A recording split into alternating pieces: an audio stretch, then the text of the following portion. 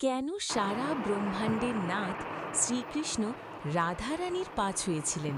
একসময় শ্রীকৃষ্ণ এবং রাধা দেবী বনির পথ দিয়ে হাঁটতে হাঁটতে একটি সুন্দর ঝর্ণার কাছে এসে দাঁড়ান। শ্রীকৃষ্ণ লক্ষ্য করেন যে রাধারানীর চরণে কিছুটা কাদা লেগে রয়েছে। তিনি রাধাকে অনুরোধ করেন পাশের জল দিয়ে তার চরণ দুটি ধুয়ে নিতে, কিন্তু রাধা দেবী পা না ধুয়ে শ্রীকৃষ্ণকে তার মিষ্টি কথায় ভুলিয়ে রাখেন। কিছুক্ষণ পর শ্রীকৃষ্ণ আবারও রাধারানীর চরণের দিকে তাকিয়ে কিছুটা অভিমানী সুরে বলেন, রাধা, আমি তোমাকে বারবার বলা সত্ত্বেও তুমি কেন পা পরিষ্কার করছো না? তখন রাধা দেবী মৃদু হেসে খুব গভীর একটি কথা বলেন। তিনি বলেন, হে কৃষ্ণ, কেউ যদি একবার আমার চরণ স্পর্শ করে তবে আমি তাকে কখনোই আমার চরণ থেকে সরিয়ে দিতে পারি না। এই মাটি যেহেতু আমার পা ছুঁয়ে আছে, তাই একেও আমি নিজের থেকে আলাদা করতে